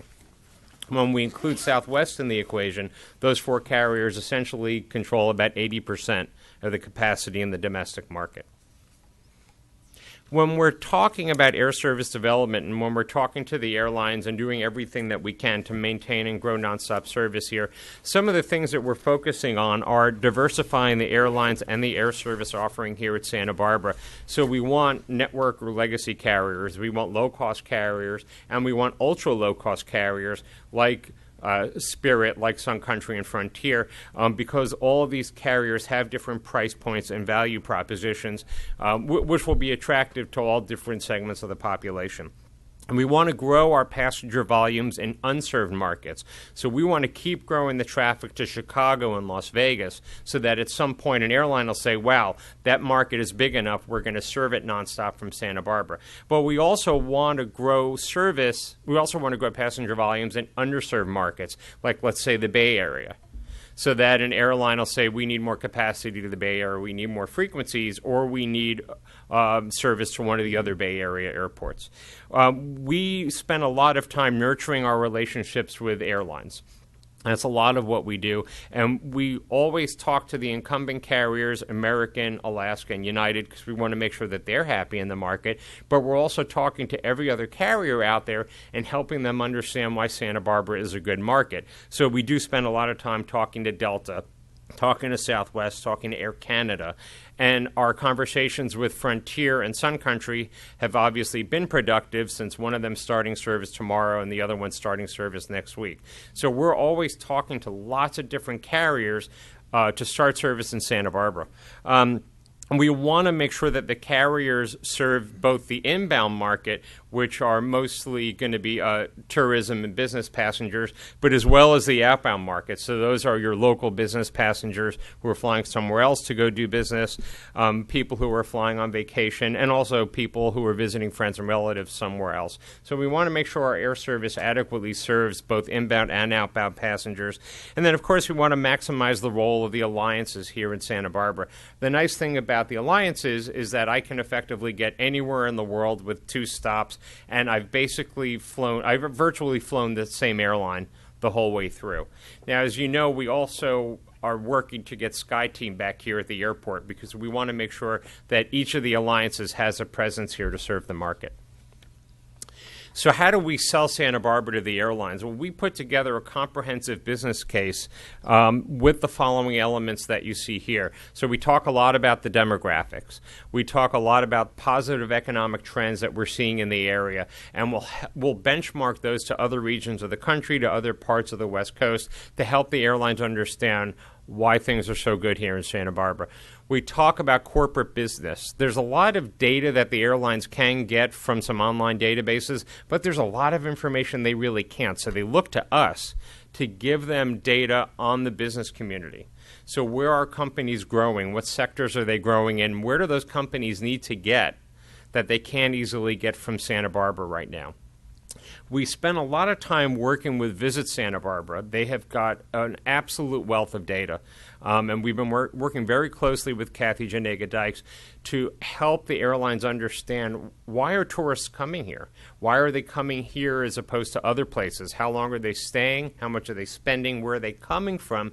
How are they getting here? Are they flying to the airport, or are they flying to another airport and stopping here along their trip? And most importantly, from other parts of the world, how are people getting there? Because we've seen some significant growth from certain parts of the world that's been really eye-opening lately, and the airlines are starting to take notice of that as well. We talk about alliances. We talk about the airport facility itself. Even though we have airlines that fly here, the route planners and people that we're talking to might have never been here, have never seen the airport, might not know what the terminal looks like, the terminal layout. They might not know how easy it is to get through security screening and what's available after security. So we tell them about the customer experience. We tell them about the cost structure as well. We talk to them about alliances and how their role in an alliance can help that new nonstop service get off the ground. We put together a significant amount of data analysis to show an airline why this market either deserves new nonstop service or more nonstop service from an incumbent airline. So some of the markets we're talking about right now with the airlines, I'd say these are our high priority markets. I'm sure some on here are not surprising whatsoever to you. Maybe a couple you're looking at and saying, wow, I didn't expect to see that up there. But there are reasons for each of these markets. So San Jose, Oakland, Vancouver, Sacramento, Vegas, Salt Lake City, Chicago. We're talking to all different sorts of airlines about these markets. We're talking to some of the network carriers. We're talking to some of the low-cost carriers. We're talking to some really small carriers that have 5, 6, 7 planes in their fleet, but have that right-size airplane to fly to Oakland, San Jose multiple times per day. Some of the airlines you've heard of, some you might not have heard of. But these are airlines looking to increase their service throughout the United States. We're also talking to some of the ultra-low-cost carriers about some of these markets, like Sun Country and Frontier as well. So looking at current air service here at the airport, because we're air service development consultants as opposed to these other gentlemen, we're required to have route maps in our presentations. And we actually make these for fun in the office. But nothing makes us happier than to add new lines to the route map. So we're absolutely thrilled to be able to add Minneapolis to the route map. So we're going to be up to 8 nonstop destinations. So American is currently flying to Phoenix 5 times per day with a large regional jet, a CRJ 900. There are certain times of the year they go down to 4, but they're pretty much flying 5 times a day. Dallas, as you know, is flown once a day. During the peak parts of the year, they're flying with an A319, but for the slower parts of the year, they do go down to the CRJ 900 as well. Alaska has significantly increased seats in the market because Seattle, which was flown by a 70-seat RJ, is now flown by 180-seat 737-800. And everything we hear from them is that they're very happy with the service. Portland's a large RJ as well. United is doing some interesting things as well. San Francisco is still served 6-7 times a day, depending on the time of the year, with 50 and 75-seat RJs. As you know, they did have a mainline aircraft in the market for a little while, but it was a very late-night arrival and very early morning departure, so the airplane just wasn't filling up. But they do want to keep the frequencies in the market. LAX is at 4 times a day right now. During the real doldrums of the winter, might go down to 3 times a day, but if you look forward in the schedules, we're starting to see 70-seat aircraft in the LA market. So there are some days where you have 2 50-seaters and 2 70-seat aircraft as well. And we're also starting to see more of them in Denver. So if you look forward in the Denver schedule, you'll see days where there are 2 50-seaters and 2 70-seaters. And because United has such a focus on building Denver, they think Denver can be their version of Delta's Atlanta. I wouldn't be surprised if we saw another frequency to Denver down the road as well. And then we have our new entrant, Sun Country, which starts tomorrow morning. The first flight lands right after 9 in the morning. They'll be flying to Minneapolis twice a week with a 737-700. And Sun Country has the ability to connect to a few markets over Minneapolis. They'll be flying in on earlier in the morning on Thursdays and later in the evening on Sundays. And they're a carrier that, again, can add other markets here in Santa Barbara. So we're very excited to have them in the market. And then Frontier is coming back to the market August 21st, 3 times a week to Denver with an A320. And again, that's another airline that will be able to connect people over Denver, but they're also looking to serve other markets as well. So we're talking to them about new markets here from Santa Barbara also. So we're always excited to have new carriers starting in the market that can help us diversify our markets. And as well, carriers like Sun Country and Frontier, which are ultra low-cost carriers, where yes, you are going to pay extra for the seat assignment, for the bag, the meal, to use the lavatory, things like that.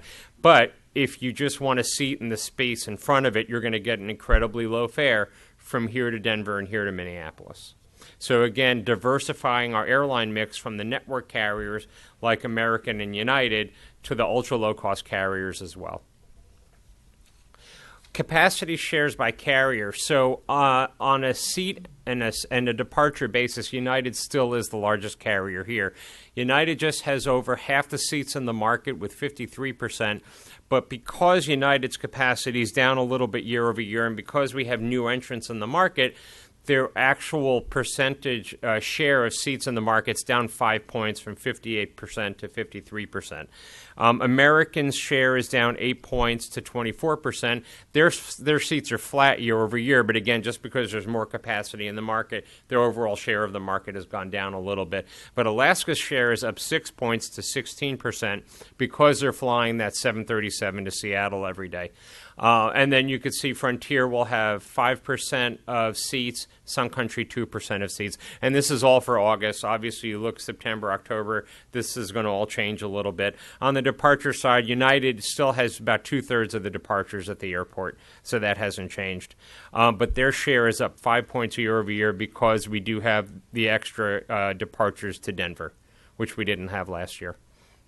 Looking at load factors, so load factors looking at the percent seats filled on our routes. As you can see, they range from 61% to 83%. And I just want to caution you all to not look at this and assume that just because a route is 61% full, that means it's not making money. A route can be 61% full and still be very profitable because we know the fares that people are paying to get on that United flight to San Francisco are really high. And we've never had a carrier say that we're concerned about our load factors in Santa Barbara, so we're very happy to hear that. There are certain markets where a 61% load factor would be detrimental to the route's performance, but we don't have that here in Santa Barbara. And we talked a little bit about fares, and I'm sure many people here in the room can attest that fares are on the higher side here. Well, the average domestic one-way fare from Santa Barbara for the year into first quarter 2018 is $247 each way. That's not including any taxes, fees, or surcharges. That's 45% higher than the average U.S. domestic fare, and it's 37% higher than the average California domestic fare. So from an airline perspective, if I'm the airline planner looking at new markets at Santa Barbara, looking to increase capacity, I am really excited about this. For those of you sitting in the room, you're probably not as excited about it. Now, again, with Sun Country and Frontier starting service in the market, we expect these numbers to come down a bit.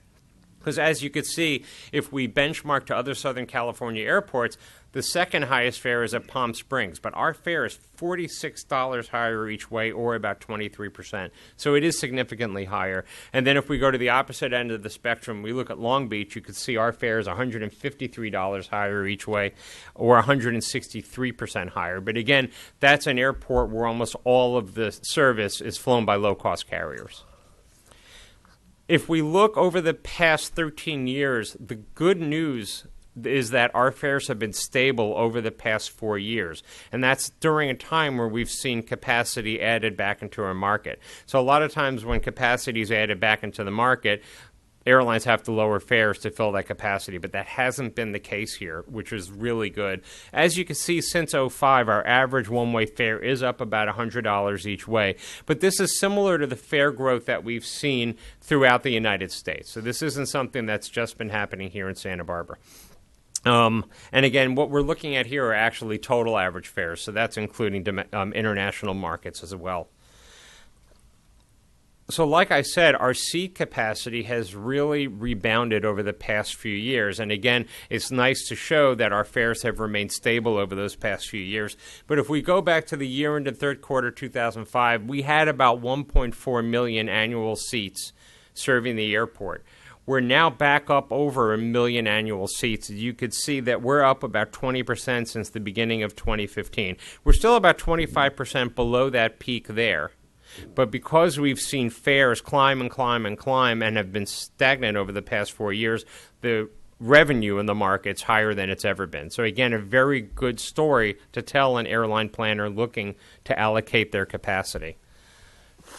The other great thing is that we've seen passengers really respond to the new capacity.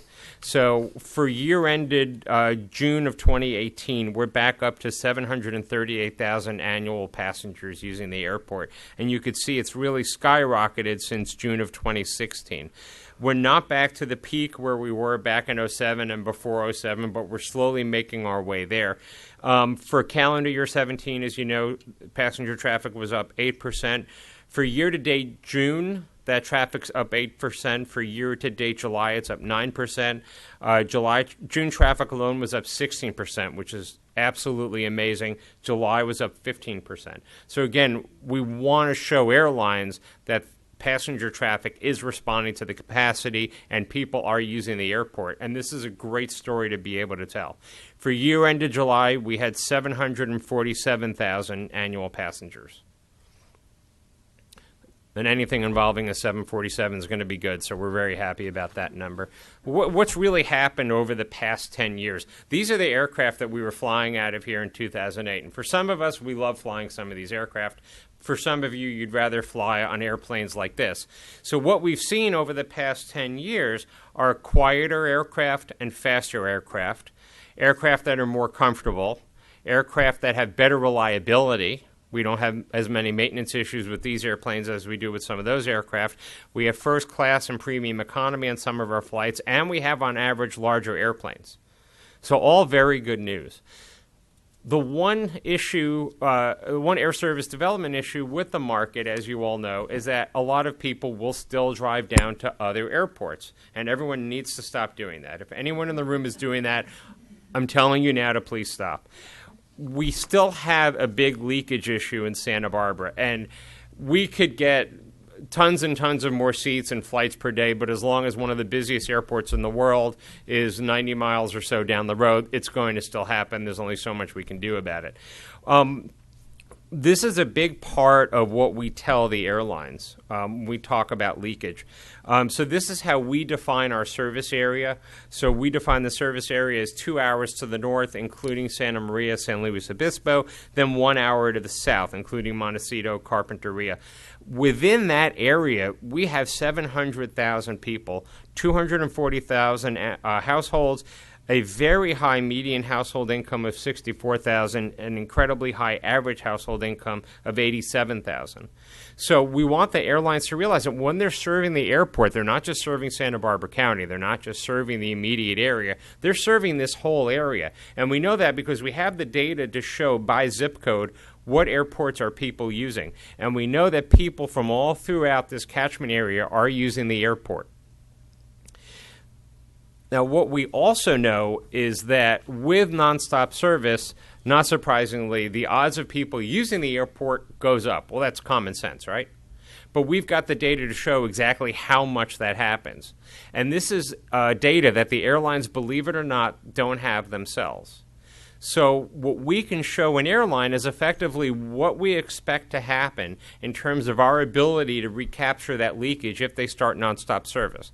So if you look in the markets where we have nonstop service, Dallas, San Francisco, Seattle, Portland, Denver, for example, we capture 52% of the passengers from our catchment area on the nonstop service out of here. So 48% are still driving to other airports. In the markets where we don't have nonstop service, we're only capturing 29% of the passengers. So we see a 23-point increase in our ability to capture passengers with nonstop service. And that obviously is going to differ based on the airline flying, how many flights per day, the pricing levels, and things like that. But what we're giving the airline the ability here, a tool to model what happens if they start nonstop service.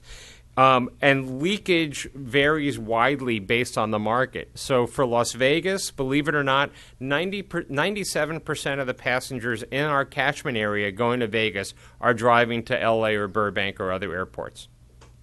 In a market like Seattle, where we've got a beautiful big Alaska Airlines 737, we're only leaking 41% of passengers in that market. On average, including markets with and without nonstop service, we still leak about 67% of our passengers. So we're hoping that with Frontier, with Sun Country, more frequencies on United, more capacity from American and Alaska, that 67% leakage over time is going to become 66, 65, and we'll just start eating away at it. But again, people will always drive to other airports. Yeah. One of the things I've noticed, and it's just me, but any of the long-haul flights that people are connecting to, I think is a big case of where our leakage goes. Because absolutely. United has 4 flights a day. I know yesterday I tried to come home from 2 very long-haul flights, and if you didn't make the 3:30, you could wait till 10:30. And that gap struck me as that's how you fill up the ground transportation options. And I think people are interested in using our service if it gets them. I mean, nobody expects to fly to Paris from Santa Barbara, but having a reasonable connection to or from their long-haul flight, which I suspect we have a lot of them, Santa Barbara residents and catchment area residents use those long-haul flights, but they've got no real options to get into them. Right. San Francisco is actually fairly good, but Los Angeles is unfortunately not. Los Angeles for United, for Delta American, is much more of a focus on the local O&D market. So from United's perspective, if they're going to connect passengers, they would rather them go through San Francisco. Because United's operation is so compact and small there, trying to get another frequency is so tough right now. But we do talk to them often, and we say, especially when they go down to 3 frequencies, that it's literally impossible to get to certain destinations. So that's a message we're conveying to the airlines as often as possible. And it's funny you mentioned that because I almost missed the 12 o'clock flight yesterday from L.A. up here, and the 3:30 was full, and then the 10 o'clock was full. So that absolutely is an issue.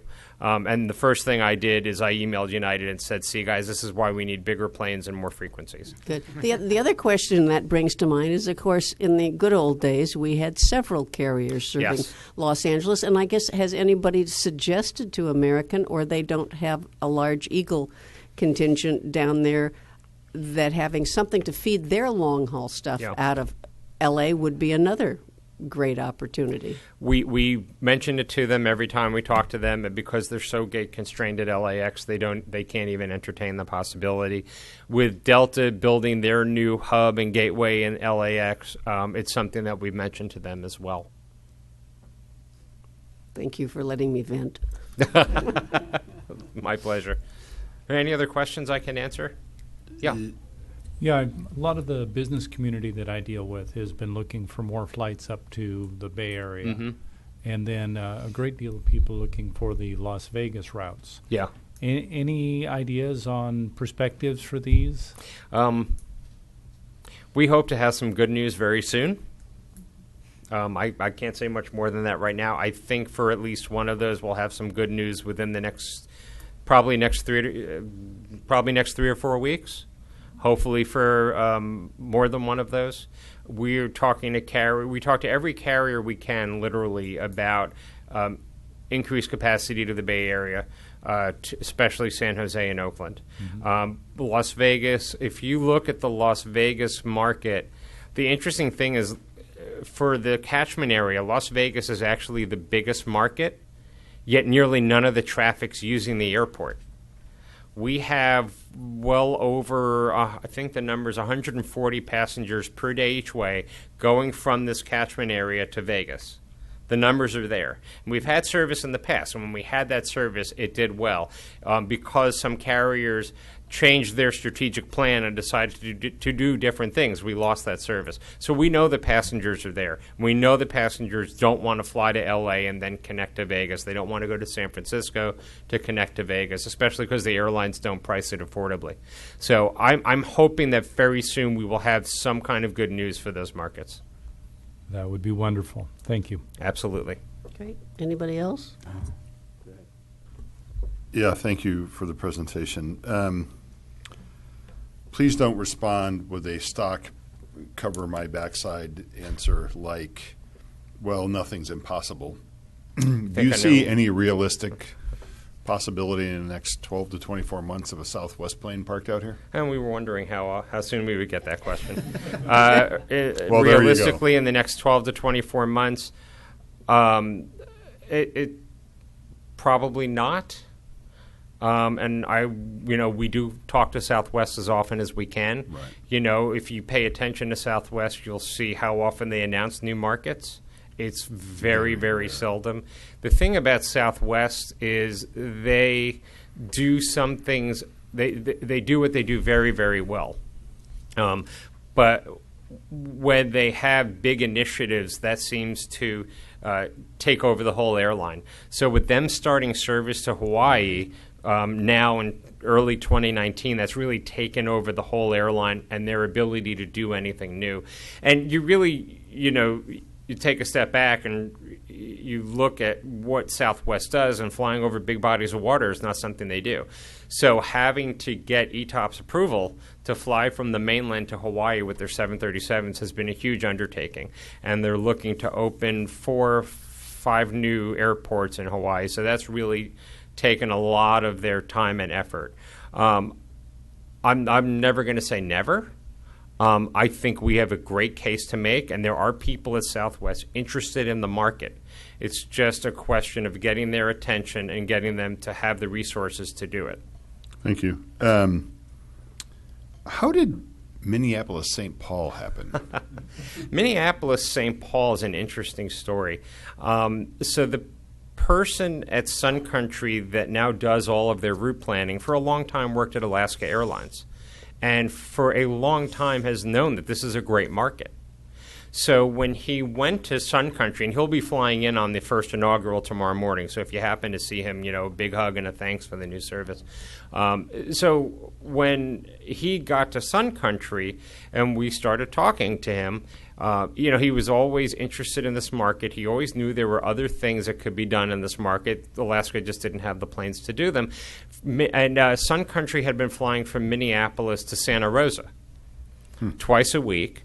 And we started talking, and we said, well, if Minneapolis, Santa Rosa is doing well, what would you think about Minneapolis, Santa Barbara? And the light bulb went off. And he said, something? That's a really interesting idea.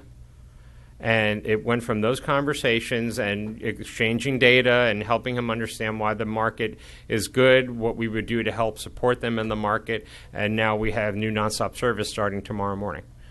And the early indications are that it's booking fine. And again, if they're pleased with what they see, it could lead to other destinations, more flights, things like that. Okay, thank you. So if you just took the biggest obstacle you face in doing your job here for Santa Barbara Airport, what is that? Oh, wow. The biggest obstacle we face, it doesn't help that LAX is down the road. So if we can move the airport a little further north, that would probably help. Or reduce 101 to one lane. Yeah, yeah. A lot of airlines look at the map and say, what's the big deal? Why can't people just drive down? So we spend a lot of time helping the airlines realize just what an awful drive it is. And many of them, some of the people we talk to are familiar with it and have done it, so that really helps. I mean, I would say that's probably, one of the biggest hurdles that we have. Thank you. Yeah. Any other questions? Questions? Okay. I notice an item on the business and property management report. There's a third bullet down there. Is that going to be discussed later, or would now be an appropriate time? The Contour Airlines? Another time. Okay. Shortly. Thank you. No question. Thank you very much for a very informative presentation. That brings us now to the Director's Report, item 11. Thank you, Madam Chair. I'm sorry? The final Director's Report. Right? But not the final item. Hazel's final. There will be another director, but Hazel's final. I think we've covered just about everything. I wanted tonight to bring you up to date on some of the major projects that we've been working on and will go on in the future. I am excited still to see the increase in passenger traffic. As Kevin said, for July over July this year, it was 14.52% increase. But what's startling is Alaska, with that 180-seat aircraft, they're up 63% over the same month last year. And that's incredible. So making the change in equipment makes a huge difference. It also impacts operations, and you'll notice our operations are down, but when we had the small little planes, they flew more frequently, and that does impact the airport as well. We are, as Kevin mentioned, eager to welcome Sun Country tomorrow morning. There'll be an arch and I'm not sure, and bags to give away. And then also, same thing with Frontier Airlines on the 21st. And then we'll be doing a groundbreaking event, construction event for our light industrial development on August 23rd. So hopefully you can attend some of those events with us. Otherwise, I think the reports have been pretty thorough. And unless you have questions for me, I'll close. Okay, well, I'm going to move on then to item 12, which is not on the agenda, but I put it on there myself just because we are facing here our very last meeting with Hazel, who has faithfully served the city of Santa Barbara and the airport since 1987. That's correct. I think you and I both came to the airport environs, myself as a commissioner in 87 and you as the assistant airport director. And you've been with us for the last 5 years as our shining light. And I think, there aren't any real words to say thank you and that we will miss you. And we we hope we'll see you one day soon in the audience, although we'll understand if we don't. But a personal, I appreciate heartfelt that. thanks for Thank all, you so all the much. work you do. We really appreciate it, and we're It's really been sorry a to see you complete go. pleasure. Thank you. I've enjoyed every bit of it, and watching the airport grow and develop over the years has just been, a personal achievement. And the team of the airport, you couldn't ask for better staff and support. And I think City Council recognizes that the airport just keeps on working without any big hullabaloos, and that's really important to them as well. So, and thank you all for your volunteering and being here. Since you don't get paid that $10 that you used to get, And the free parking pass that we've we lost. can't get that either. I'm sorry, but thank you all for your work. That's true. There is the candy. Well, I would like to applaud Thank you. Thank you so much. I appreciate that. And if we have no other issues, we will say that we are adjourned. Very good. Thank Thank you you. again.